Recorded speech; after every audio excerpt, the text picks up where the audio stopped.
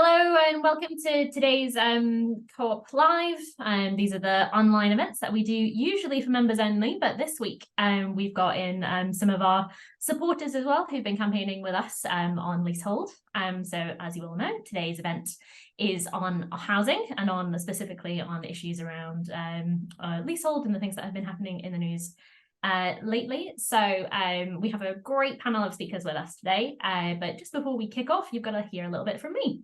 So I'm Georgia O'Brien, I'm the comms manager at the Co-op Party, and as I like to say, I'm a long-time listener, first-time caller. This is my first time chairing an event, chairing one of our Co-op Lives, so be gentle with me. But just before we kick off, I just want to give us a few tips on how we can make this a great event for everybody. So first of all, for anybody who is hard of hearing, you can enable captioning by just clicking the CC icon at the bottom of your Zoom screen.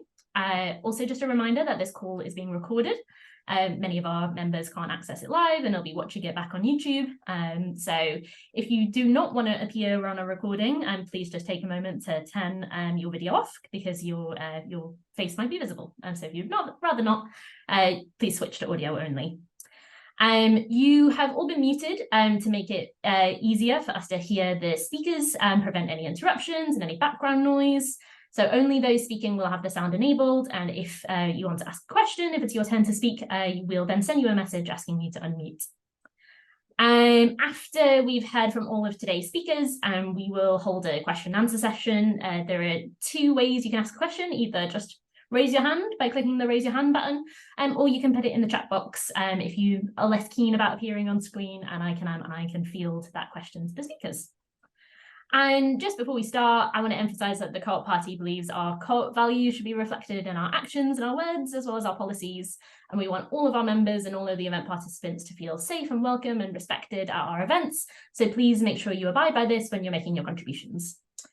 So without further ado, I'll give a little bit of an introduction to today's event. So obviously, Britain is in the midst of a housing crisis with rents soaring, renters being exploited, people being priced out of home ownership while failing to provide adequate housing or reasonable rent. The Co-op Party believes that delivering a housing system that is more equitable, higher quality and more affordable for the British public, and that has to be a central priority for the next Labour Co-operative Government. Obviously, in the past few weeks, we've seen the government backtrack on some of its proposals for renters, leaseholders, and others affected by the unfair housing system. And so it's important that we take opportunities like this to come together and demand fairer housing for all. So on today's call, we've got an amazing selection of speakers. And first up, we are going to be hearing from Rachel. Rachel is our wonderful Labour and Co-operative PCC for Cities of Westminster, and she is going to speak about her experiences as a Westminster and City of London councillor on the affordability and the need to increase the number of community-led housing projects and the role of Labour housing and its key objectives. So I'm going to hand over to Rachel. Excellent. Thank you so much, Georgia. Thank you to the Co-op Party for bringing this panel together, and thank you for all Co-op members and activists and campaigners who are joining this conversation this evening. This is an absolute passion of mine, and I want to explain why. I'm standing to be Labour and Co-op's first ever Member of Parliament for the cities of London and Westminster. That's the constituency right at the very centre of our capital. It's home to a number of all sorts of different housing tenures, homes that are owned, homes that are privately rented, homes that are owned under leasehold, social rented homes, homes that are rented from co-ops, as well as councils and housing associations. And one of the things that I firmly believe is that the broken housing market in London and our country is holding our country back. It's making it harder for people to travel to work if they have further to travel. I know that there are public sector workers who are having to travel further than they should, spend more than they should in order to get to work because of housing costs. But also it's making lives a complete misery for those who are trapped in leasehold or whose landlords do not treat them properly, and we're limited with the kind of regulations. So this is a huge issue for my constituency, but also I believe it's a huge issue for London and nationally. So I wanted to really introduce this conversation by starting to talk about some of the solutions that we've identified as a co-op movement, and also the kind of solutions that Labour and co-op in government would be able to bring forward. So we know as co-op campaigners and members that we're seeking to double the size of the co-op sector. There's clearly a huge space to do that within the housing sector, and I'll come on to that. We want to see co-op growth in every sector, and we want to also develop co-op capacity to deliver. And I want to talk, we've got Dermot and Tom and Luke, who I know will talk about the demand side in housing and what we need to do to change some of those regulations. But I want to talk a little bit about why co-op solutions matter so much on the supply side. We can support the development of new cooperative housing. There are housing co-ops in my constituency that both that support and manage a particular the particular estate, and I think that we can campaign and we can make sure that Labour and co-op in government deliver cooperative homes, and so we make sure that we see those coming through the planning system. I think that those co-op values that Georgia was talking about can be demonstrated in the approach to planning, so making sure that some of the planning reforms that Labour and government is proposing have community consultation and community engagement at the very heart of them. And I think that the co-op approaches on that will make sure that we see homes coming forward that are genuinely affordable and support people to live within their communities going forward. And then I also think that the way that the Co-op Party works within councils can make sure that we see councils take forward a cooperative approach to development going forward. This matters so that children are able to do their homework in safe and warm homes, so that people are able to live near to where they work to support their local economies. Next, I wanted to talk a little bit more about how I think we can achieve some of these policies. So making sure that we have these co-op principles at the very heart of our Labour policies is really significant, but also making sure that we're campaigning on these issues as co-op members, candidates and activists will also make a difference. We need to ensure that our plans for new co-op homes and a new cooperative approach to planning actually are delivered from the place of government, whether that's national, regional and local. Finally, I just wanted to talk a little bit about our approach to the link between co-op energy and co-op homes, because it's a campaigning topic that it's really vital to make sure that we see the links together. In my constituency, I've seen positive cooperative energy initiatives succeed, and we need to make sure that when we're bringing forward these new cooperative developments into these new homes, that we make sure that we embed a cooperative approach to energy generation but also energy management. The number of new homes that are coming forward with new technologies to both distribute but measure the amount of energy that's used within new homes means that we need to be making sure that we regulate those energy uses in a transparent way, but also make sure that we're generating energy and distributing energy in a cooperative way. Those are my opening remarks, and I look forward to everyone's questions. Thanks, Rachel. I actually used to live in Aldgate, and I also lived in what turned out to be an illegal renting situation in Aldgate. So I've really, as a young person in London, really ran the gamut on all of the different ways that you can be affected by the housing crisis. But great. So next we're going to move on. Unfortunately, Ben Twomey from Generation Rent is unwell, so we're sending him our best wishes. But stepping into the breach last minute is Tom Darling, who is the campaign manager at the Renters Reform Coalition, who has on very short notice thankfully stepped in to take Ben's place. So I'm going to hand over to you, Tom, for some opening remarks. Thanks very much. Yeah, Ben is kind of my boss, so he's the CEO of Generation Rent. So apologies, you'll have to put up with someone slightly more junior. And I am the campaign manager of the Renters Reform Coalition. Generation Rent is a member of our coalition, but they're also my host organisation, hence Ben being my boss. We are a group of 20 organisations campaigning for pro-tenant change through the Renters Reform Bill, and beyond. So we have in our coalition groups ranging from, on the sort of one side, we have homelessness charities like Cllr and Crisis, maybe a bit more moderate and cautious when it comes to their engagements with the government. And then I guess at the sort of other end of the coalition, we have tenants unions, who are mass member organisations who are a bit more sort of radical. And we also have a lot of groups in between, and I can see some of those here today. So thanks for coming along, guys. I thought I would also just say that the coalition itself has some of the sort of common dynamics that you have in left of centre coalitions, and it's my job to navigate those and keep everyone on the same hymn sheet pointed towards the government.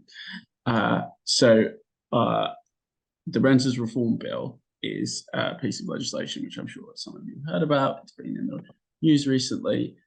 It would abolish Section 21 of the 1988 Housing Act. Is one of the key things that the legislation would do. That promise was first made in 2019 by Theresa May's government. We've had 4 prime ministers and about 8 housing ministers since then, but somehow the promise has survived. And I would like to think it's in part as a result of pressure put on by groups in our coalition, holding the government's feet to the fire on that commitment they made and took into the 2019 election in their manifesto, and obviously won the election on that promise in part. The bill, I thought I'd also just touch a bit on some of the other stuff that bill does. So the bill will introduce a property portal for private tenants. That's something we've been calling for, and groups in the coalition have been calling for many years. There's a national register of landlords. We basically want this to have as much information required as possible for landlords, so that tenants are able to easily find out information about their landlords and whether or not they're meeting their responsibilities. It will also introduce a private rented sector ombudsman. I think that an ombudsman is similar to other ombuds people, rather, and it will hopefully provide, there's very little detail in the legislation, but will hopefully provide a swift route to justice for tenants. Just a couple of the other things that the legislation does, it will stop rent increases happening for private tenants more than once a year, and the end of Section 21, which is obviously allows for no-fault evictions, will mean that rent increases are the ability to challenge rent increases through something called the first tier tribunal will be hopefully a lot more effective, because at the moment, if you are to challenge a rent increase as a private tenant, you're likely to potentially find yourself getting evicted soon after that if the tribunal does not agree with the landlord. A couple of other things. So the bill introduces the end of fixed term tenancies in the private rented sector. So all tenancies would be periodic tenancies, i.e. they would go on indefinitely, and landlords, there would still be new grounds for landlords to evict tenants. So sometimes the end of no-fault evictions is a bit of a misnomer. It's actually definitely the end of the no-reason evictions, as this bill is written now. And then one final thing, it would make it easier to rent with pets, and that's something that a landlord wouldn't be able to unreasonably withhold their consent for you to have a pet. We are campaigning for the bill to go much further. We're campaigning for longer notice periods. So at the moment, there would still be a 2-month notice period if you're evicted. Under the new grounds for eviction, we want that to be 4 months. At the moment, you're only protected for 6 months at the start of a new tenancy, when the new no-fault grounds for eviction can't be used. We want that to be 2 years.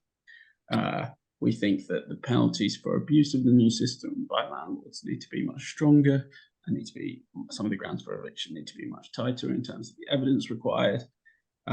We think that a lot of the new grounds for eviction are mandatory grounds, meaning that if a landlord meets a certain standard, then the judge hearing the case has no choice but to award possession to the landlord.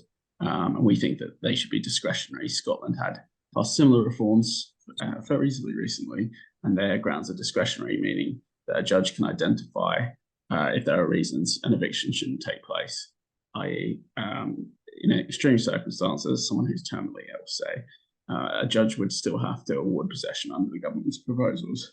And then finally, we have a proposal to prevent economic evictions, what we're calling economic evictions, where unaffordable rent increase is a de facto no-fault eviction. So under the present legislation, the only limit is market rents as defined by the likes of Cllr and Rightmove, and that always leads the market in terms of rent levels. So we're calling for a cap on the amount that a landlord can increase rents to the lowest of either inflation or wage growth in any given year. And then just a very quick note, I realise I've spoken for a bit there, but on the politics sort of moving forward, we have been sort of fighting on this bill. There was a story recently, you might have seen, that the government have delayed the implementation of the end of Section 21 until the courts are reformed. This was announced sort of at the 11th hour as second reading of the bill happened in the House of Commons.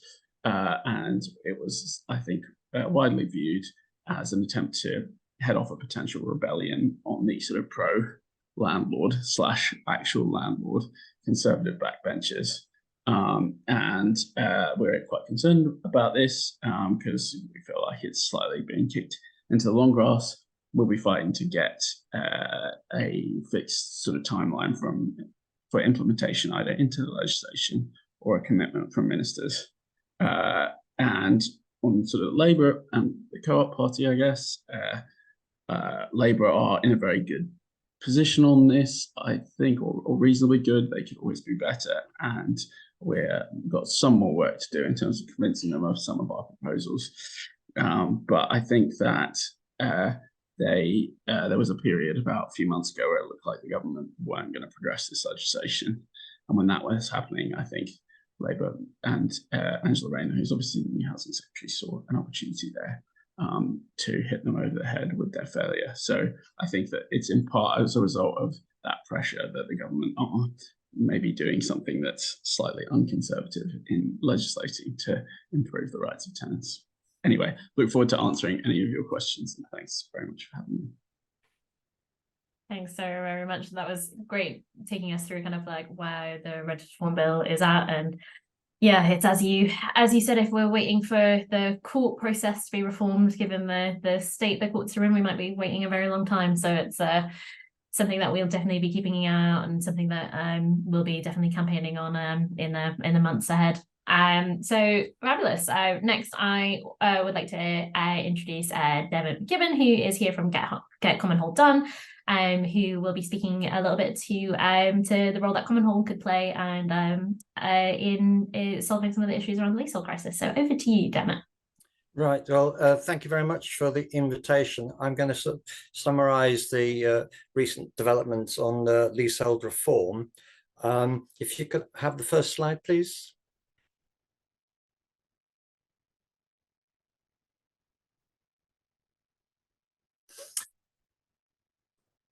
Yeah, so why leasehold reform? Leaseholders only own the right to live in their property for a limited period of time. Once the lease expires, if they do nothing, they become mere tenants. It's medieval in origin. There are major problems with service charges, especially insurance, which have been often covered in the press. There are big issues about leaseholders in houses, particularly in the Northwest, who found that their ground rents have been sold off and they've been unable to sell their properties. Virtually all of the English-speaking countries in the world no longer have this system, and we've had major issues of fire cladding burdens on innocent leaseholders, especially in blocks under 15 meters high. And the significance of the height issue is they don't qualify for the protection that leaseholders in higher properties have. So next slide, please. Reform attempts.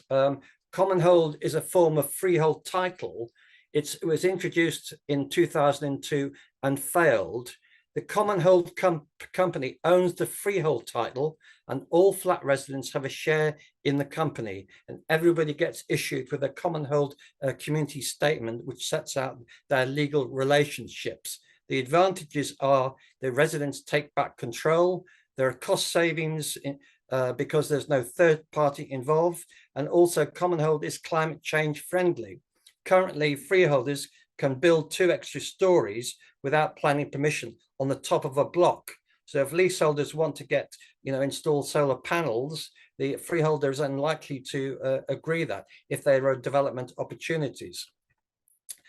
Commonhold failed because it wasn't compulsory for new developments, and it was also difficult for existing leaseholders to convert to Commonhold.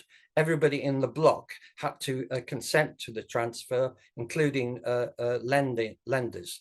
Also, Commonhold can include houses on the estate where there are communal facilities. This is not sort of very much advertised, but it's important where there are communal services and also shared roads.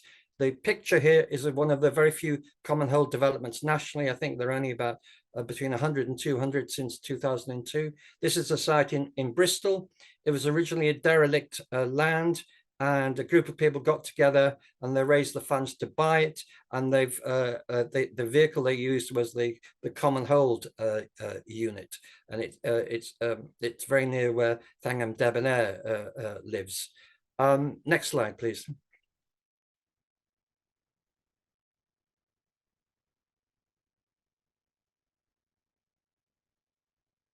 Next slide.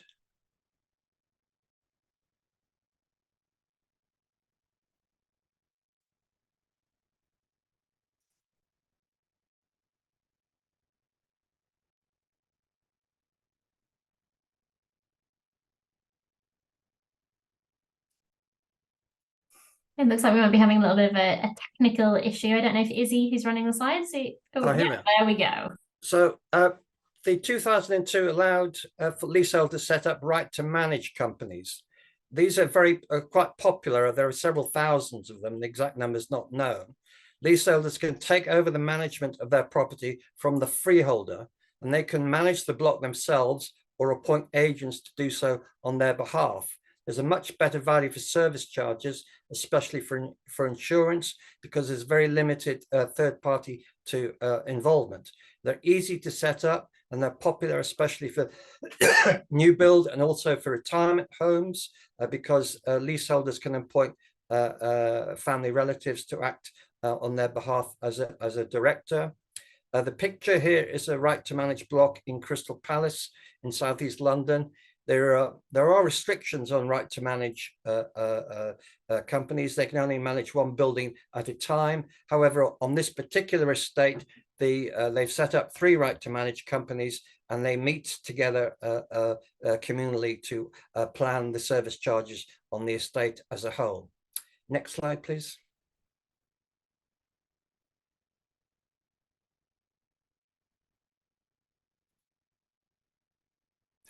Okay, electorally, leaseholders are important. There are nearly 5 million leaseholders in England and Wales. There are major problems with leaseholders in the northwest of England, where there are lots of marginal seats. The House of Commons Library has produced statistics to show leasehold houses and flats by constituency, which is quite interesting. The government have promised leasehold reform, and have failed to deliver. Many of us think this is because of the property lobby donations to the Conservative Party. Unfortunately, the Labour and Co-op movements have not been represented demonstrations on fire safety. And the picture of is a group of us from locally supporting the one of the fire safety demonstrations outside Parliament. Next slide. The legislative proposals. The Law Commission have produced proposals for legal reform. The Commons Library has got a very good summary of the reforms in this area. The the government is proposing in the King's Speech that there are going to be no more leasehold houses for new build developments, but it won't be retrospective. This has already been government policy since 2017, and the number of leasehold houses is quite small. There are 3 major papers from the Law Commission: reviving Commonhold, reforming the right to manage, and reforming the enfranchisement process. Enfranchisement is the process whereby leaseholders can buy the freehold of their property. Also, the Law Commission is talking about, there's a policy decision on whether Commonhold should be compulsory for new build, or whether there should be incentives to encourage developers to set up Commonhold units. Existing leaseholders would still have to buy out the freeholder. The picture here is of the Lazy Days private site on the Isle of Sheppey. It's the largest Commonhold site in England. This was a mobile home site which was bought by a Canadian, where they don't have leasehold in Canada, and he gifted the Commonhold site to the mobile homes dwellers. And when I went to visit them, they were very pleased with the fact that they were managing themselves. I have a blog, and people can contact me via the address here. And then the last slide is about the King's proposals. They've been press reports in recently that the King's Speech next week is going to propose changes on leasehold reform. There'll be some changes to the right to manage right, to improve it and to make it easier to set up such a company. There are going to be no new leasehold houses. However, that's been policy since 2017 already. There's going to be proposed abolition of ground rents for new leases subject to consultation. All leaseholders extensions will be for 990 years, and this will make the enfranchisement process easier. We don't yet know whether there are going to be service charge reforms. The details are unknown. There's nothing about Commonhold, and there could be time constraints because it'll take a while to get through Parliament. And obviously there's a general election to be had before January 2025. That's my little speech. I'll be happy to answer any questions. Well, thank you so much. Izzy, if you can end the screen share, that would be great. Fabulous. So that was a brilliant presentation. Thanks so much for taking us through kind of all of the developments on Commonhold. It's something that I am particularly passionate about since, as I was telling some of the speakers just before the call started, I've spent the last 3 years living in a block affected by the cladding scandal. I was a renter, but I was renting a building in one of the ones, as you mentioned, that was under 15 meters in height, under the height requirement. So it was a very tricky situation because whenever there was any sort of issues, it wasn't very well dealt with. So then there's lots of people who are obviously dealing with those issues as well. So thanks you for taking us through that. So our final speaker is Luke Murphy. So Luke is a policy and political advisor who leads on work including housing and local government and devolution. So Luke, handing over straight to you. Thanks very much, Georgia, and thanks to the Co-op Party for bringing it together and for having me to speak. I'm going to try and not kind of cover the similar ground to the others. I guess one of the things, so I currently work at IPPR, the progressive think tank and former housing advisor to the Labour Party between 2011 and 2015. I think I just wanted to say a bit about what brings all of the issues together around leasehold, around renters' rights, and around our kind of broken developer market and planning that I think, and broader housing market that I think everyone's touched on, and that has dominated, I think, housing policy for the last 15-20 years, and the idea, I think, that the Labour Party needs to take a new approach and kind of depart from the kind of housing policy we've seen for the last decade and more. And that has been one that has essentially focused or reinforced the idea that housing is an asset rather than as a home. And I know that sounds quite basic, but that principle actually has driven a lot of the policy failures that we've seen. So, you know, I think Rachel touched on it, the everyday impacts for renters and leaseholders. We live in poorer quality homes, more expensive and with less security than we need. It has wider societal impacts from education and health to access to jobs, but also wider economic impacts, which don't get talked about as often, because we treat housing as an asset in the UK rather than and a means of investment rather than as a place to live. We actually see a lot more investment going into housing, which isn't a productive asset, than we do in more productive parts of the economy, so into manufacturing or elsewhere. So it really leads to a kind of really dysfunctional economy, as well as the wider societal impacts as well. And I think you can see that in all the policy that's played out. So you see it in the power imbalance between landlords and tenants, that plays out in the constant delays in private renting. I mean, you know, Tom won't mind me saying, I remember talking to, when I was an advisor for the Labour Party between 2011 and 2015, talking about almost, you know, the identical issues we're discussing today, hoping that we were going to make progress on reform of the private rented sector. And, you know, nearly 10 years later, frighteningly little has changed. We've seen that in leasehold. Dermot has just identified, you know, the slow progress in that. But you also see it, I think, in our wider planning system. So where developers and speculative development is basically privileged over the kind of homes that we need to build.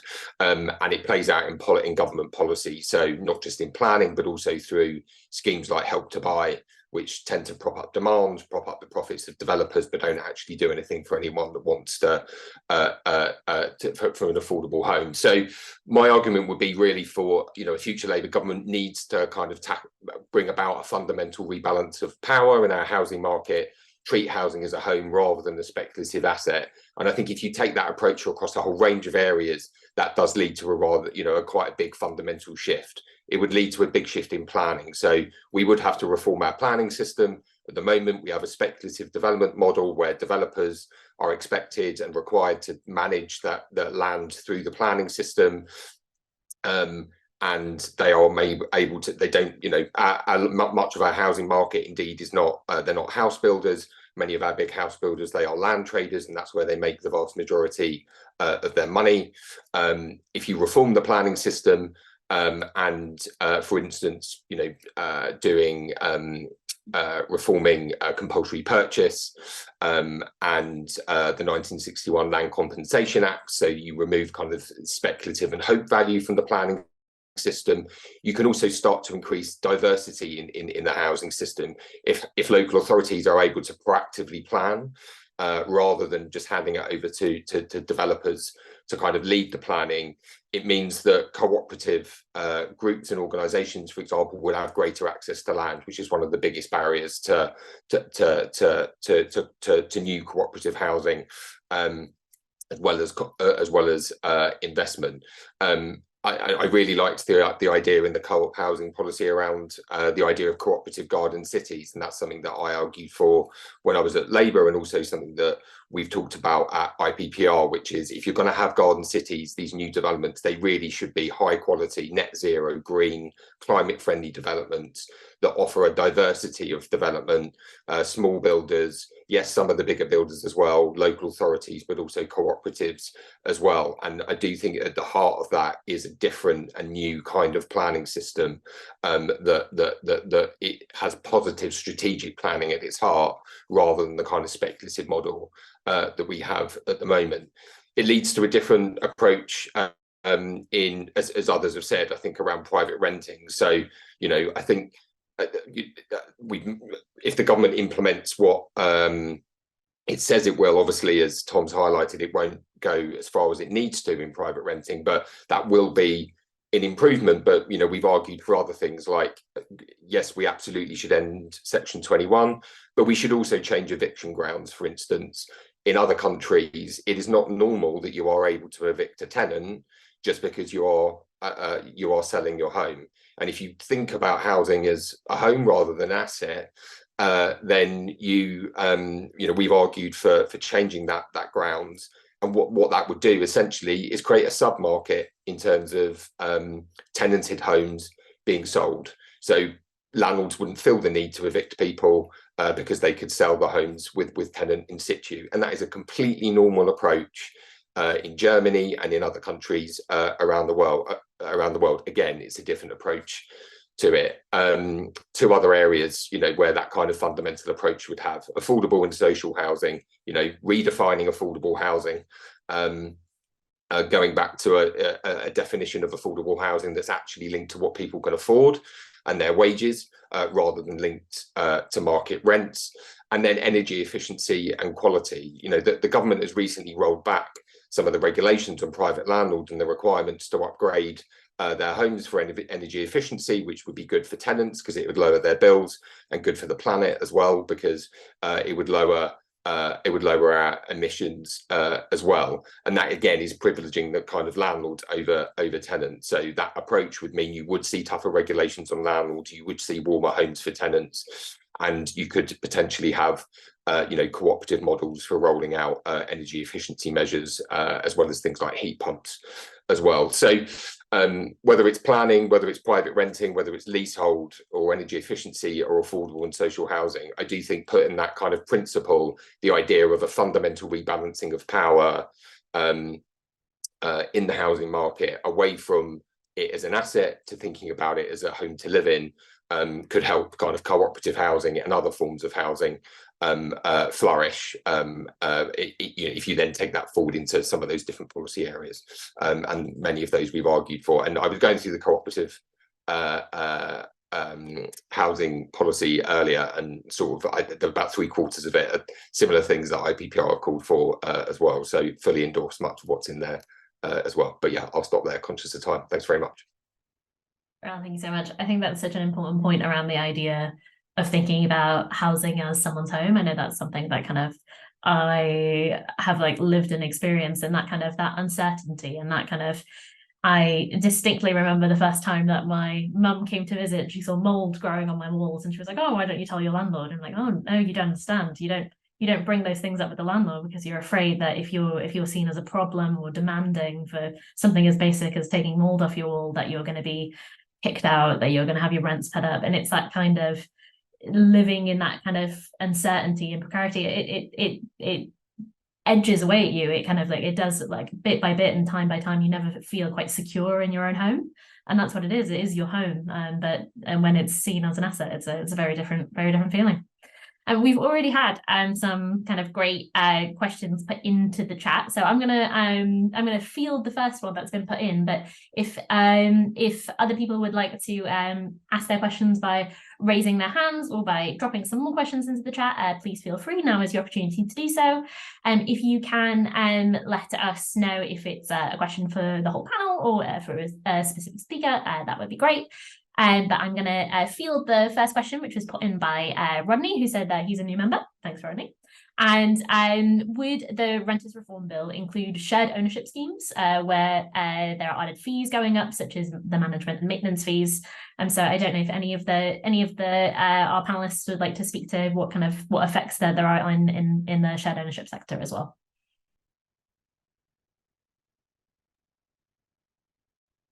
I can maybe come in on that.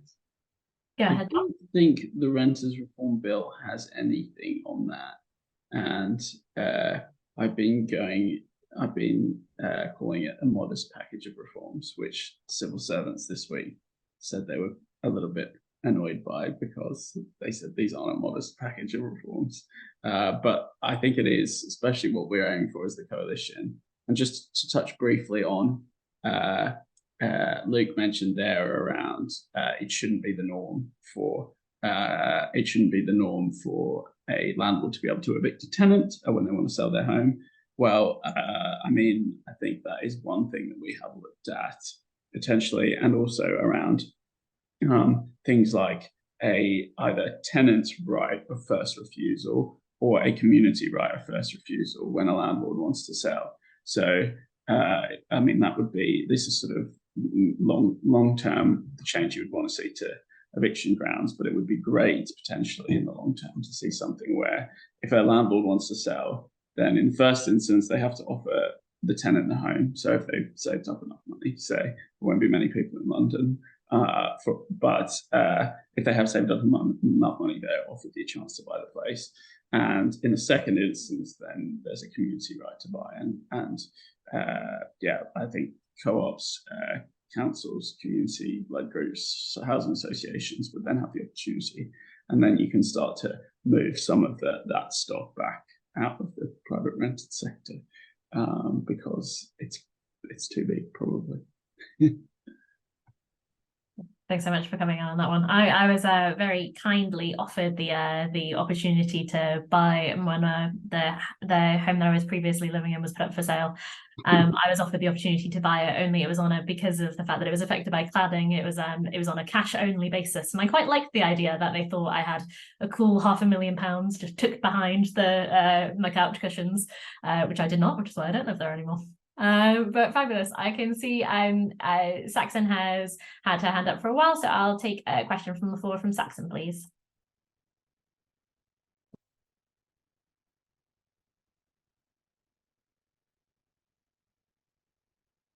Are you able to come off mute, Saxon? I'll just give you one more. It should have just got a pop-up asking you to unmute. That's all right. There you go. Yeah, thank you. I've got a couple of points. First of all, I don't think we pay enough attention to providing opportunities for older people to live in a more communal setting. I live in a development of 28 apartments, where we are able to have a warden, and where we bought in our freehold. So 5 of the residents are now directors, and we consult our residents on the service charge, because obviously one of the reasons there is leasehold for apartments is that there has to be services provided communally. So it is a good form of cooperation. So not only do I worry that we're not encouraging older people to look for more suitable accommodation, but I also feel that we're reducing the rented sector to the extent we're saying everyone must buy a house, but it does not suit everyone. People who are more mobile, we do need rent reform, but we do need to watch out that we don't reduce the supply of rented accommodation. And obviously I'm from Devon, and the use of the holiday let business is also a problem. Thank you very much. I don't know if anyone wants to come in on this. I can see Rachel's got her hand up.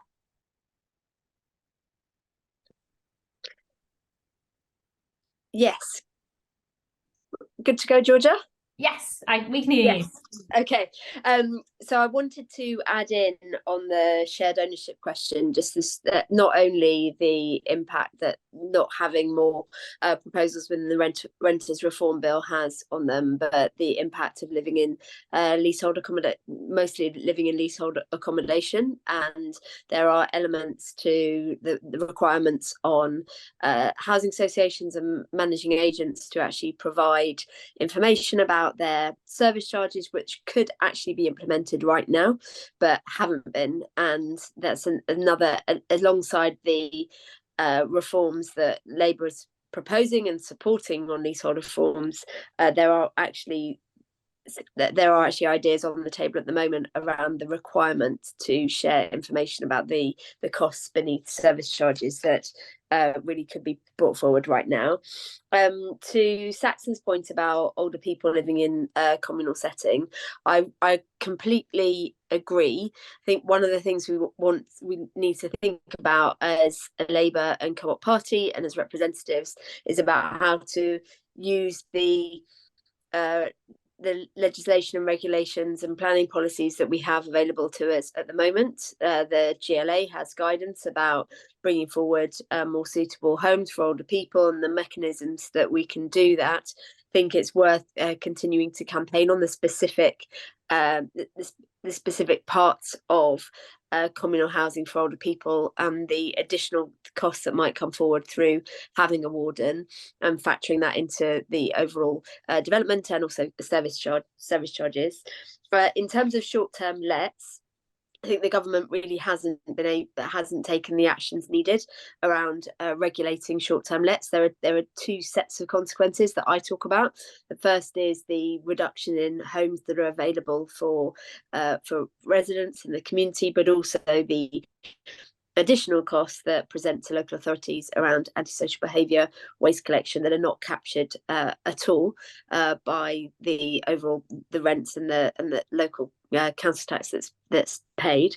So I think that we should have a licensing scheme that's brought in to both regulate the number of short-term lets in a particular area, but also that local authorities can plan their services as appropriately. Yeah, I just wanted to add, we've had someone, Sarah Young, send a point in, just saying that it was a really important point that Saxon has raised, especially as we've got an ageing population. And I also wanted to throw in one of the brilliant speakers that we've had on here before, and I would recommend everybody look up, is Tonic Housing, who are the UK's first LGBTQT retirement community, who are a co-op. And that's kind of one of the things that when you're bringing in those co-op values, that allows people who are retiring, who may have specific needs, to have that kind of that dignity and be able to build that community and have that control that they want and need. I know you had your hand up, Luke. I didn't know if you wanted to come in on this, or if your point that you wanted to make has already been made.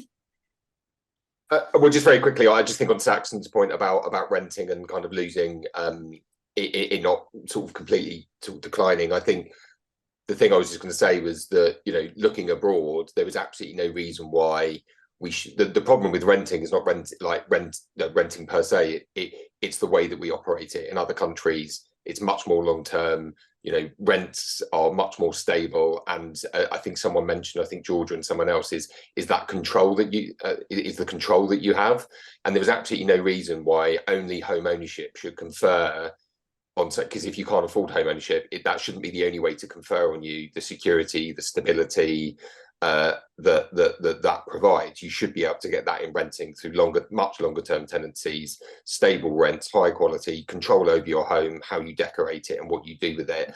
And the reason why we know that's possible is because it's done in many other countries around the world. So it's not about renting existing per se, it's about how we operate it here. Oh.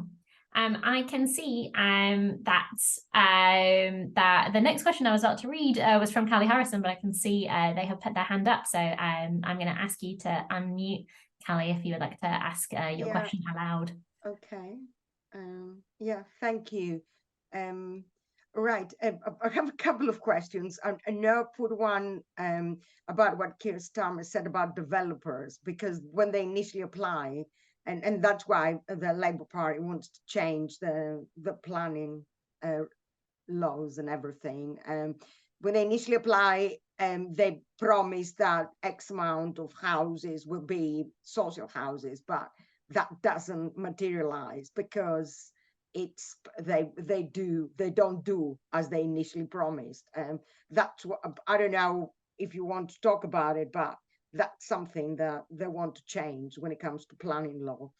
The other thing I wanted to say is I work in housing enforcement for a local council and an environmental health officer, and we don't have the resources. Yes, tenants come to us to complain about all sorts of things, either private, either families or HMOs or tenants in HMOs, but we don't have the resources in the council to address all these issues. So that's another issue. And there's loads of financial problems with councils, as you know, at the moment.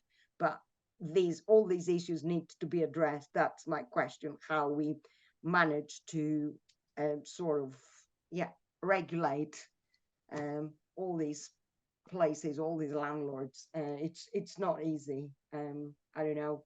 And also we have to work more closely with the Justice for Tenants and Shelter, because they have some very good ideas. But when we look into our policies as Labour and Co parties, that's all I wanted to say. Thank you.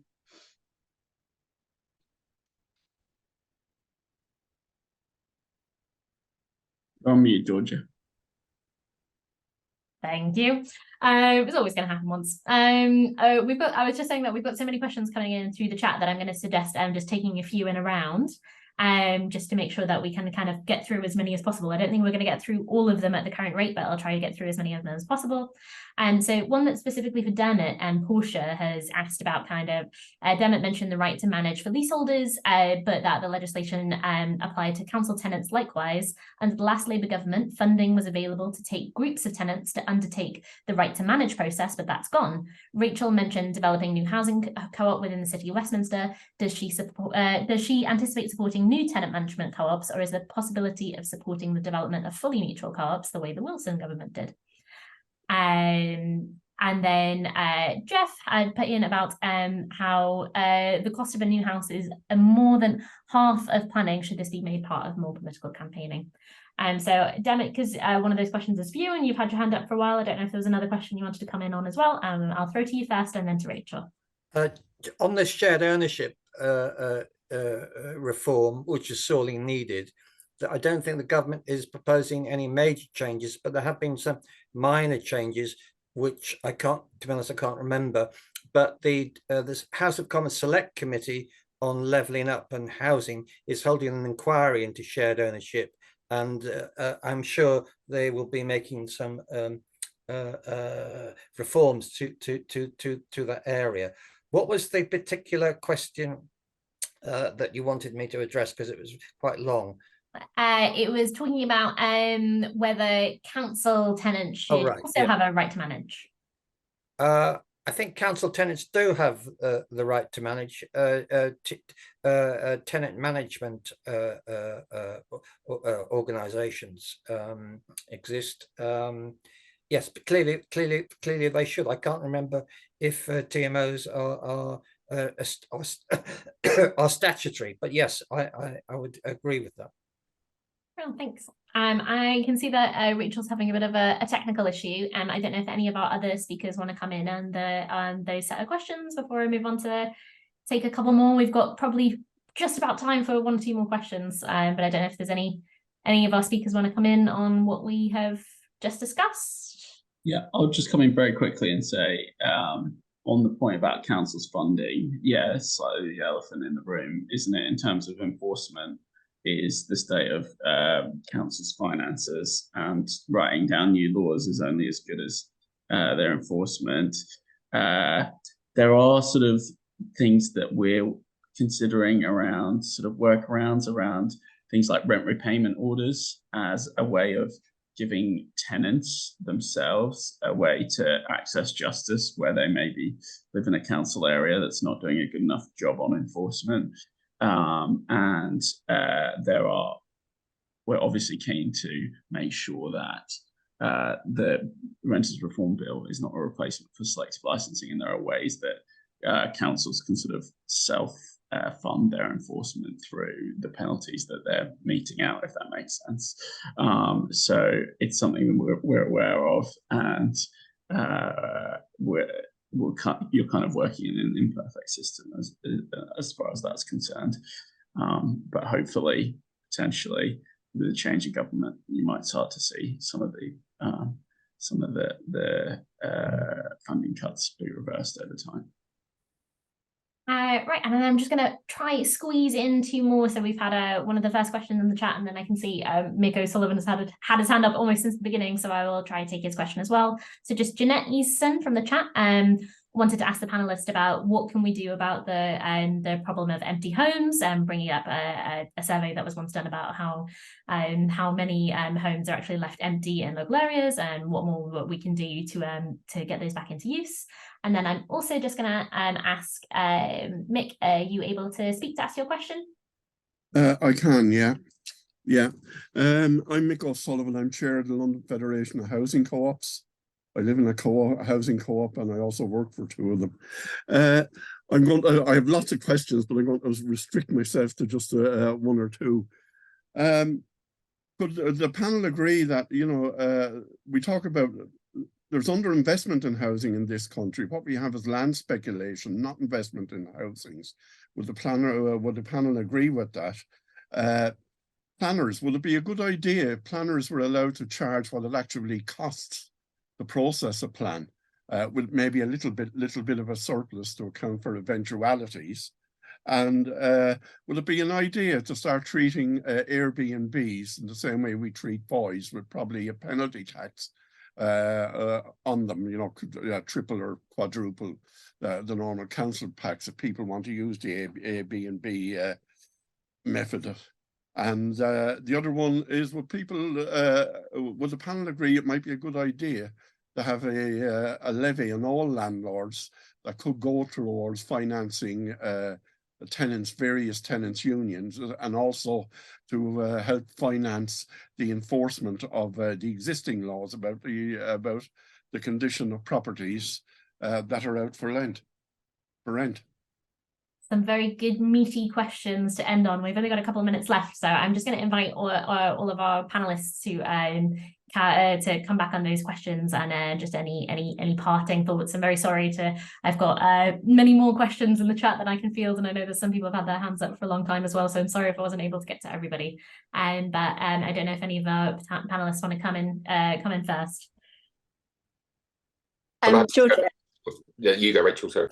Oh, sorry, George, you said that I had technical difficulties around a quite detailed TMO question. So if people want to email me, then I'm happy to come back. But I just wanted to come back on the empty homes point, and it's really linked as well to what's been said about local authorities' ability to take enforcement action. There's a range of different types of empty homes. There's empty homes that are empty because of probate or empty because of abandonment, but there's also empty homes that are there because they're an investment vehicle.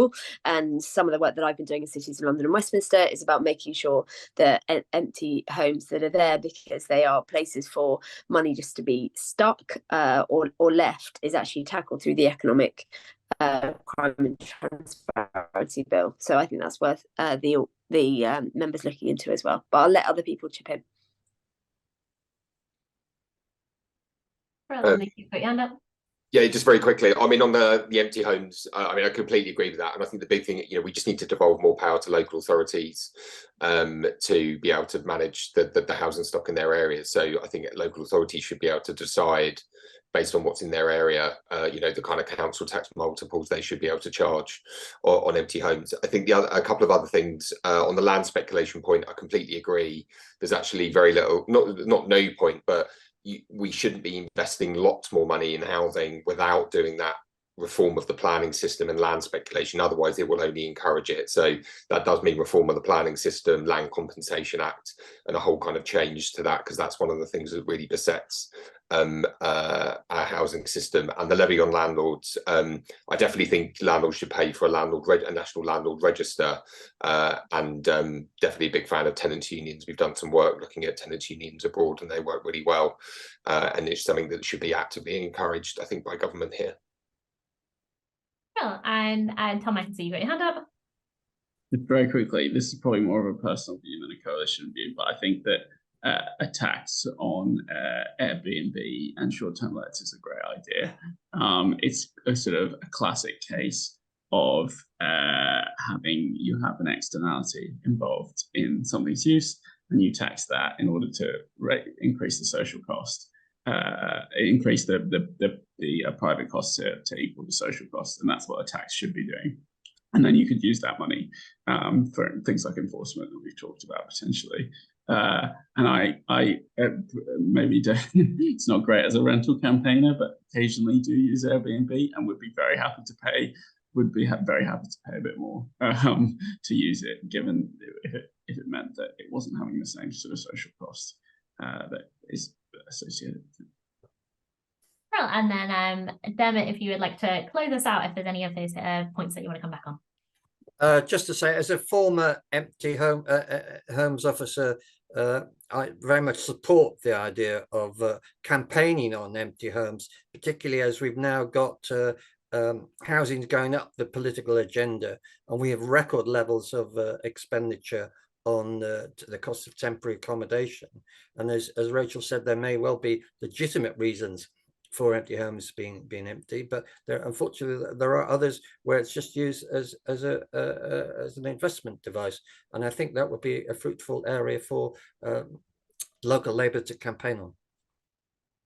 Brilliant, thank you so much. I am sorry that we haven't been able to get to everybody's questions. If there are any specific questions that you want us to pass on to any of our panelists, please, if you send them in to events@party.coop, we can make sure that they get to where you would that they would get to where you want them to go.